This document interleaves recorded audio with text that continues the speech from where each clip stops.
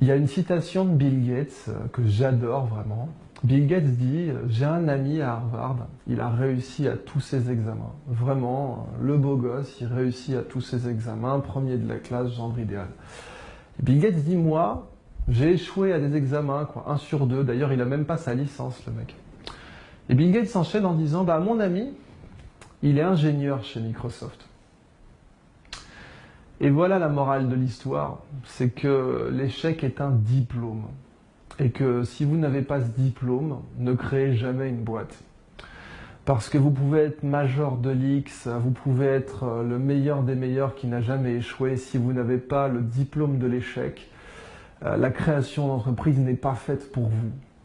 Et vous allez éventuellement passer ce diplôme sur le tas, en créant la boîte, mais votre background en tout cas ne suffira pas à faire tourner la boîte. Je ne connais aucun premier de la classe qui ait créé une entreprise nouvelle, disruptive, qui ait fonctionné, quoi.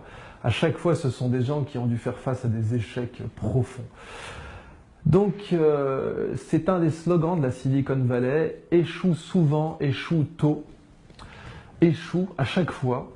Dès 84, Steve Jobs était interrogé par François Mitterrand, très belle vidéo où Steve Jobs est interviewé sur FR3 par Christine Ockrent.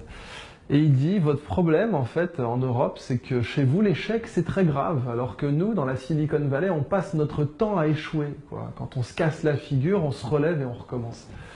Ça c'est très important. Échouer souvent, échouer tôt, ne pas avoir peur de l'échec. Une psychologue avait fait cette expérience où une mère américaine fait jouer son enfant dans un parc, puis il se casse la figure, et la mère américaine lui dit: mais c'est bien, t'as essayé. Et la mère française lui dit: je t'avais prévenu. Et peut-être que l'équivalent maternel en France, ça serait l'État qui nous prévient que ça va être dur et difficile et que sans lui on pourra rien faire. Je ne sais pas si c'est uniquement ça, mais quoi qu'il en soit, on a peur de l'échec.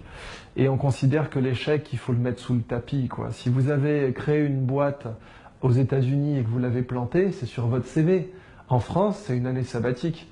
Vous êtes parti repeindre la grange de Mémé sur votre CV, vous n'avez pas créé une boîte et vous ne l'avez pas plantée.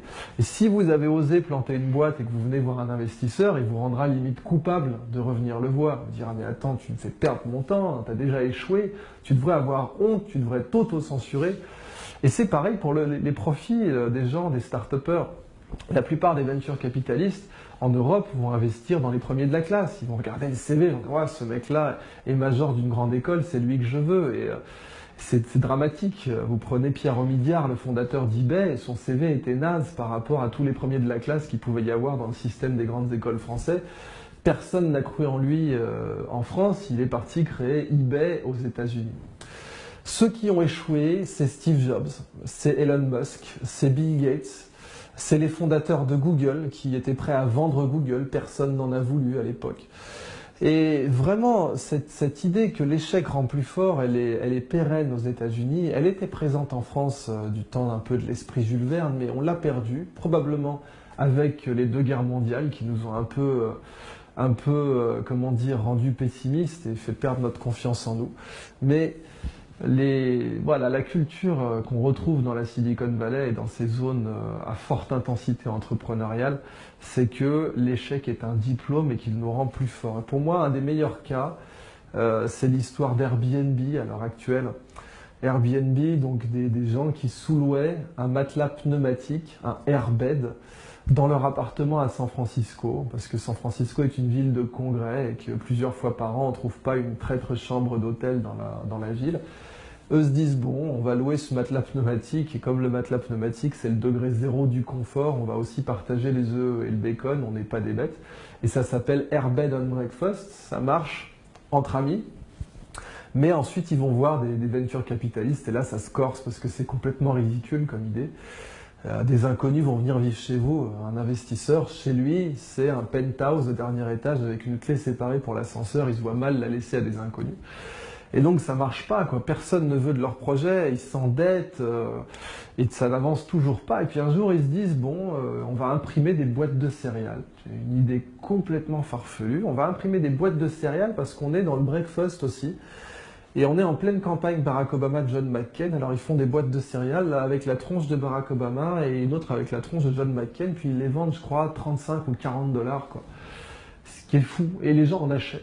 Ils vont en vendre autour d'1 millier.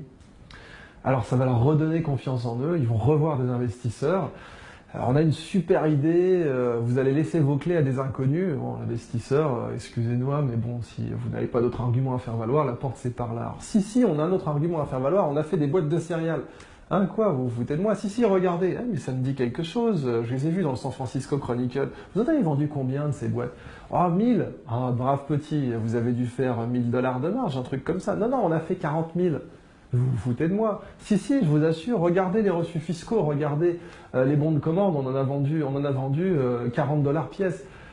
Alors là, l'investisseur se pose, réfléchit 5 minutes, sort son chéquier et prononce une parole historique. Écoutez les gars, votre projet, j'y crois pas du tout. Par contre, si vous êtes prêts à vendre 40 dollars des boîtes de céréales qu'en valent 2,50, j'investis. Et c'est comme ça qu'Airbnb est allé sur orbite. Plein de gens essayaient de faire comme eux, mais eux sont ceux qui sont prêts à aller, qui ont été prêts à aller jusqu'au bout, à accumuler des tonnes et des tonnes et des tonnes d'échecs sans se considérer coupables. Et ils diront, il faut savoir être un céréal entrepreneur. Parce que vous êtes un céréal entrepreneur quand vous êtes prêt à imprimer des boîtes de céréales pour financer votre projet. Quand l'échec ne vous fait pas peur, quand vous n'êtes pas avec votre bonnet d'âne, quand vous avez complètement, vous vous êtes décomplexé de l'échec et que quand quelqu'un vous dit « Ah, tu devrais avoir honte de revenir après un échec », vous lui dites « Et alors ?» L'échec est un diplôme.